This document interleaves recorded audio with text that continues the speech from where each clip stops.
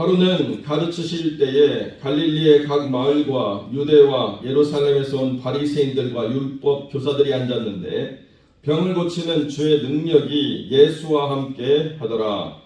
한 중풍병자를 사람들이 침상에 메고 와서 예수 앞에 들여놓고자 했습니다. 무리 때문에 메고 들어갈 길을 얻지 못한지라 지붕에 올라가 기와를 벗기고 병자를 침상째 무리 가운데로 예수 앞에 달아내리니 예수께서 그들의 눈물을 보시고 이 사람이 내 죄사함을 받았는가 하시니 서기관과 바리새인들이 생각하여 이르되 이 신성 모독 하는 자가 누구냐? 오직 하나님 외에 누가 능히 죄를 사하겠느냐? 예수께서 그 생각을 하시고 대답하여 이르시되 너희 마음에 무슨 생각을 하느냐? 내 죄의 사함을 받았느니라 하는 말과 일어나 걸어가라 하는 말이 어느 것이 쉽겠느냐? 그러나 인자가 땅에서 죄를 사하는 권세가 있는 줄을 너희로 알게 하리라 하시고 중풍병자에게 말씀하시되 내가 내게 이르노니 일어나 내 침상을 가지고 집으로 가라 하시니 그 사람이 그들 앞에서 곧 일어나 그 누웠던 것을 가지고 하나님께 영광을 돌리며 자기 집으로 돌아가니 모든 사람이 놀라 하나님께 영광을 돌리며 심히 두려워하여 이르되 오늘 우리가 놀라운 일을 보았다 하니라. 아멘. 오늘 본문의 말씀을 가지고 낡은 가죽 부대가 터지다 라는 제목으로 이 말씀을 함께 나누겠습니다.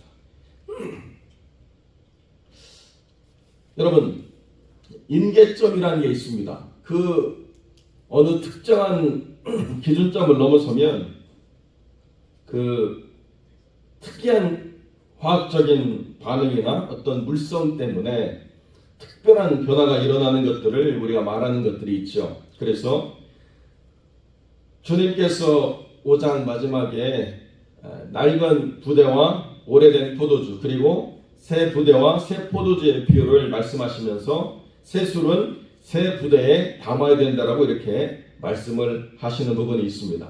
왜 그런가? 포도주가 발효가 되면서 그 포도주 안에 차는 그 가스 때문에 낡은 부대는 더 이상 탄성을 잃어가지고 부풀지 못하고 터져버리는 일들이 발생하는 거죠.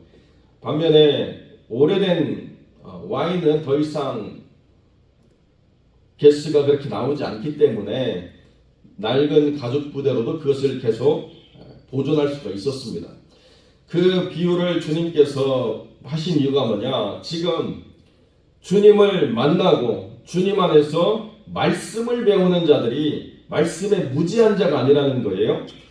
각 마을과 유대와 예루살렘까지 확장된 그 영역에서 바리새인과 율법 교사들이 지금 와가지고 예수님이 살고 있는 집에서 말씀을 배우고 있습니다. 이거는 아무나 경험할 수 있는 순간이 아닙니다. 그렇지 않습니까? 누가 예수님의 집에 가서 예수님이 직접 가르치시는 말씀을 들을 수가 있겠습니까?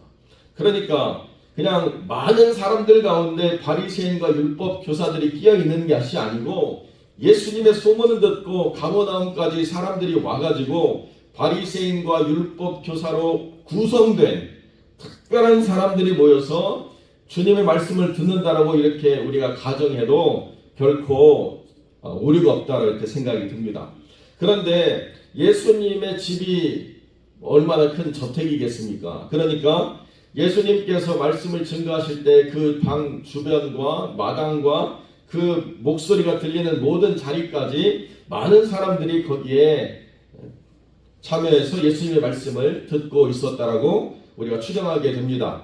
그런데 누가는 여기서 한 가지를 덧붙이는데 그 바리새인과 율법 교사들에게 말씀을 가르치시는 예수님에게 무엇이 있었느냐? 병을 고치는 능력이 함께했다라고 이야기합니다.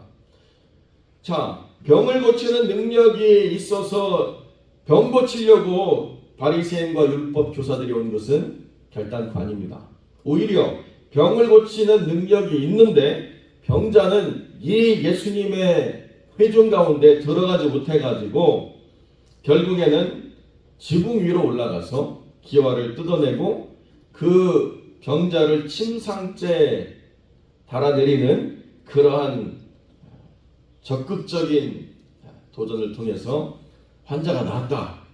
그래서 오늘 본문의 말씀이 이 중풍병자를 데리고 온 친구와 환자의 포커스가 있을 수도 있지만, 그러나 우리는 그 병을 고치는 능력을 주님께서 사용하시되 그 병을 고치는 능력이 단순히 병 고치는 능력으로 끝나는 것이 아니라 죄사함이라고 하는 본질을 온전히 고치심으로 문제가 해결되는 역사를 드러내시는 주님이 친히 증거하셨다는 것입니다.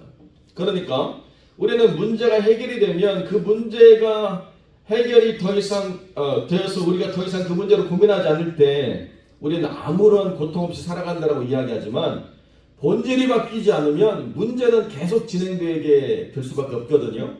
그러니까 아예 더 이상 그런 자질구레한 문제들이 우리의 삶에서 지속적으로 우리를 괴롭히지 못하는 존재로 완전히 변화되어지지 않으면 문제는 계속 찾아올 수밖에 없는 것입니다. 그런데 그러한 존재의 변화는 병고침으로 되어지는 것이 아니거든요.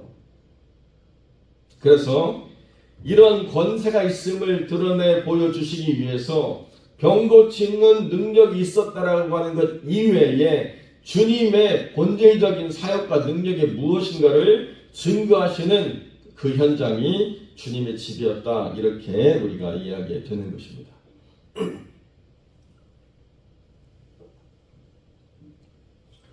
이런 극적인 변화는 사람에게서 잘 일어나지 않죠. 오랫동안 땅속에 갇혀 살다가 단 일주일 또는 한 달을 살고 죽어버리는 생물이 있습니다. 무엇입니까? 매미죠, 매미. 적어도 7년, 길게는 십몇 년 땅속에서 군뱅이로 살다가 어느 한 날 탈피를 하고 매미가 되어서 짧게는 일주일, 길게는 한 달 정도 시끄럽게 울다가 죽어버리는 그런 생물이지 않습니까? 군뱅이가 날아다니는 곤충이 된다는 것이 상식적으로 이해가 되어지지 않지만, 그러나 하나님께서 그렇게 참된 변화를 또 만들어내는 놀라운 신비가 있어서 그렇게 살아가게 하시죠.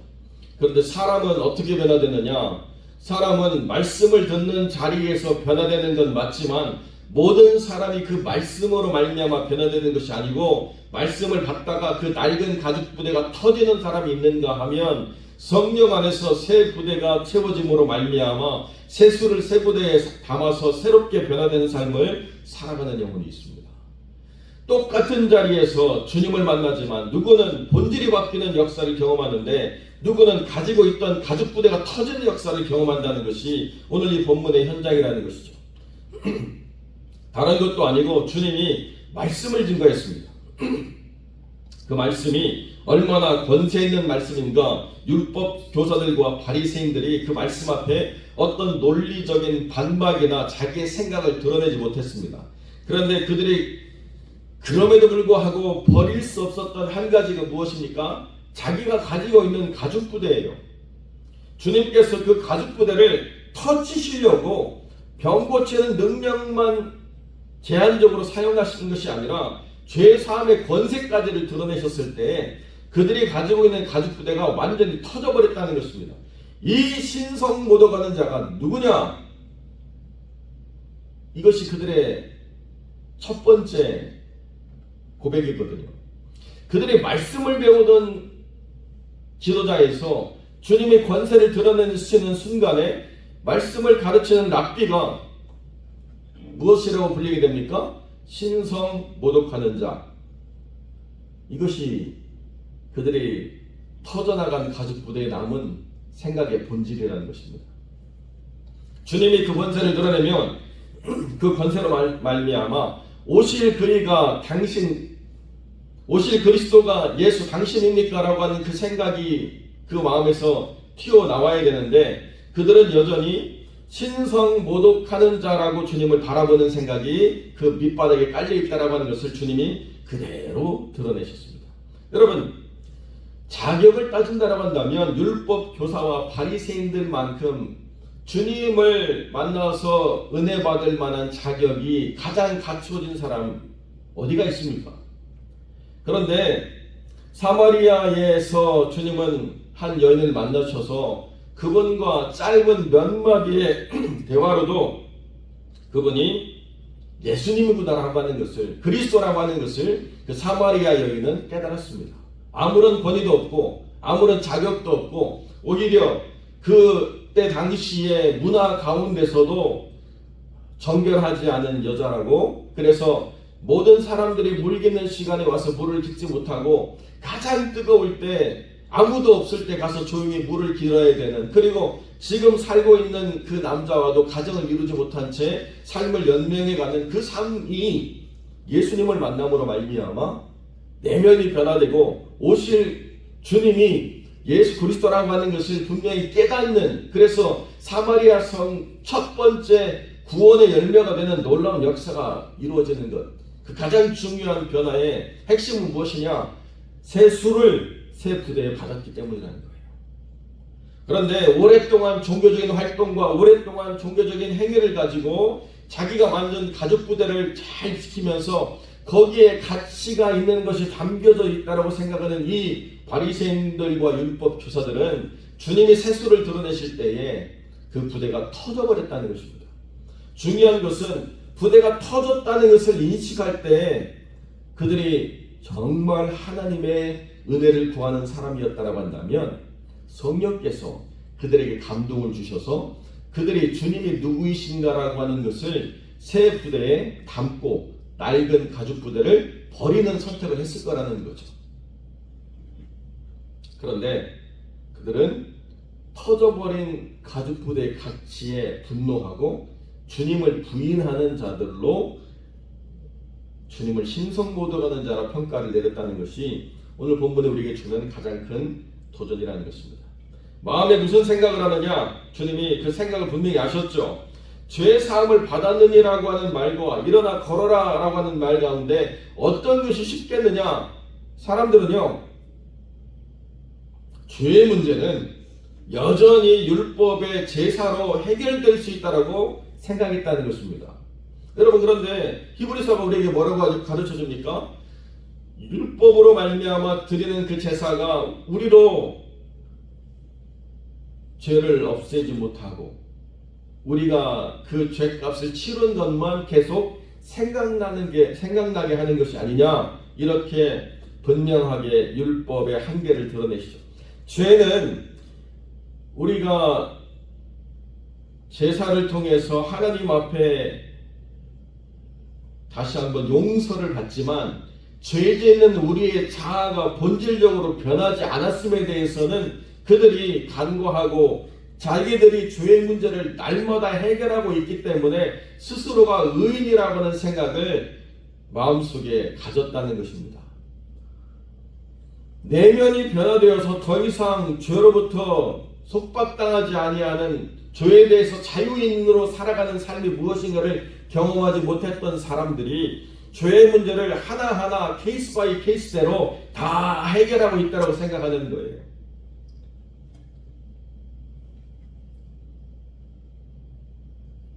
여러분, 지금 이 시대에 자그마한 변화가 일어나도 사람들이 더 이상 필요 없어지는 순간들을 맞이하지 않습니까? 저희가 오랜만에 한국에 갔더니요, 택시를 좀 잡으려고 하는데요, 택시를 잡을 수가 없어요. 아무리 빈 차 딱 그 형광등이 떠가지고 빈 차라고 해서 손을 들어도 누구도 서주지 않습니다. 왜 그렇습니까? 이제 모든 택시는 예약하세요, 어디로 오라고 해야만 그 서비스를 받을 수 있는 세상이 됐어요. 그 옛날에 택시 개인 자격증 따기 위해서는요 20년간 경험을 쌓아야 되고 여러 가지 조건이 붙어서 아무나 개인 택시를 할 수가 없었습니다. 그런데 법이 바뀌고 기준이 바뀌니까요, 개인 택시 자격증 의미가 있습니까? 아무런 의미가 없습니다. 누구나 택시 운전하는 세상이 되어버렸습니다. 기준이 바뀌고 나니까 옛날의 자격, 옛날의 기준이라고 하는 건 아무런 의미가 없는 거거든요. 이제는 어떤 세상이 됐습니까? 사람이 운전하지도 않는, 운전수조차 없는 택시가 돌아다니는 세상이 되었지 않습니까? 세상이 이렇게 바뀌고 있다는 거예요. 하나님의 나라도 마찬가지라는 것입니다. 한 건당 나와서 죄의 문제를 계속 피해 제사로 하나님 앞에 용서받는 것이 문제의 해결이냐? 그게 아니라는 거예요. 본질이 바뀌지 않으면 여전히 그 문제들 가운데 씨름하고 있는 본인을 스스로가 발견하게 된다는 것이죠. 주님께서는 문제마다 해결을 주시기 위해서 끊임없는 희생을 드리시는 것이 아니라 단번에 죽으시고 부활하셔서 죄의 모든 권세를 깨뜨리시고 우리를 구원하시는 주님, 그것이 그들이 그렇게 바랬던 하나님의 나라와 그리스도의 사역이라는 것을 말씀을 들으면서도 깨닫지 못했다는 것이 문제 아닙니까? 오늘 우리도 마찬가지라는 거죠. 우리가 성령 안에서 준비되어지고 변화를 수용하고 그 변화에 따르려고 하면 우리가 가지고 있는 그 부대가 새 부대인지 아니면 낡은 부대인지를 분명하게 깨닫는 성령의 역사가 있지 않으면 새로운 변화를 기대할 수가 없다는 것입니다. 좀 조심스럽지만 여러분, 하나님께서 새로운 생명들을 이 교회에 허락하실 때 감당할 수 있는 그릇이 되느냐 정말 중요하죠.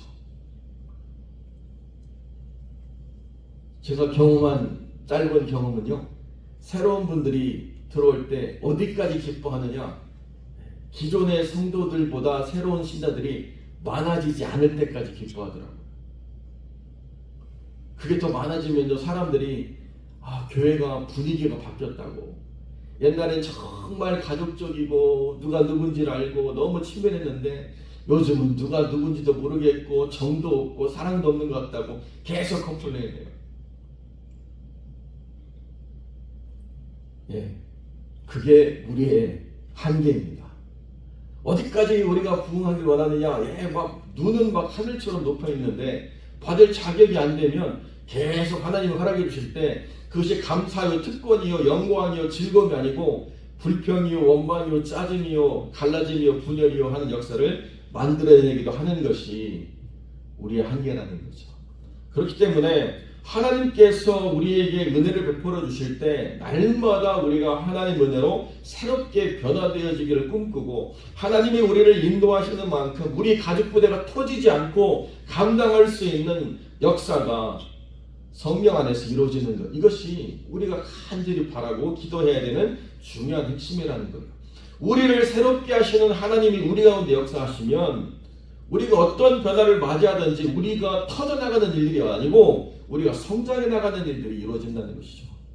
그런데 이 바리새인들과 율법 교사들은 자기들의 가치에 매몰되어 있고 자기들의 기존과 자기들의 질서를 깨뜨리지 않는 가운데 주님을 인정하려고 했다가 병 고치는 능력까지만 드러내시면 아무런 문제가 없는 주님과의 관계가 죄사함의 문제를 드러내심으로 말미암아 자기들을 완전히 터뜨려버리는 역사를 만들어낼 때 스스로가 깨닫고 회개하는 일들이 일어나는 게 아니고 뭐예요? 신성모독하는 자라고 주님을 판단하는 어리석은 자들이 되어버리고 말았다는 것이죠.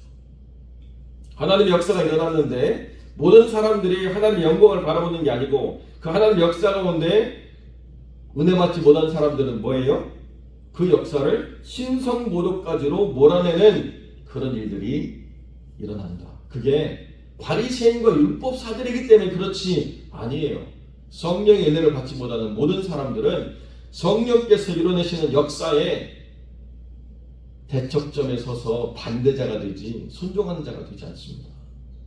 이게 계속 이 교회 안에서도 일어나고 있는 현상이라는 거예요. 성령께서 문제 해결로 우리에게 역사하시는 것이 아니라 본질의 변화로 역사하시고자 하실 때는 우리가 가지고 있는 가죽부대를 점검해야 됩니다. 주님, 성령 안에서 새 사람 되고 새 부대 되었사오니 뜻하신 대로 이루어 주시옵소서. 그런데 옛날 것 가지고 여전히 그 안에서 머물기를 좋아하면서 변화를 거부하고 순종하지 않게 되면 어떻게 돼요? 하나님께서는 새수를 부어주시는데 가지고 있던 것도 터져나가서 힘들고 어려운 삶을 살아가는 것, 이것이 영적 한계에 처한 사람들의 모습이라는 것입니다. 사랑하는 성도 여러분, 주님은 우리의 본질을 해결하시기 위해서 여기 오셨습니다. 주님께서는 현상을 바꾸기 위해서 오신 것이 아니에요. 주님께서는 우리가 이것보다도 조금 더 나아지는 삶을 주시기 위해서 오신 것이 아니라 주님께서는 우리의 본질이 바뀌고 변화를 경험하고 하나님 안에서 새롭게 되는 역사를 위해서 이곳에 하나님의 거룩한 몸된 교회를 세우시고 우리를 부르신 것입니다.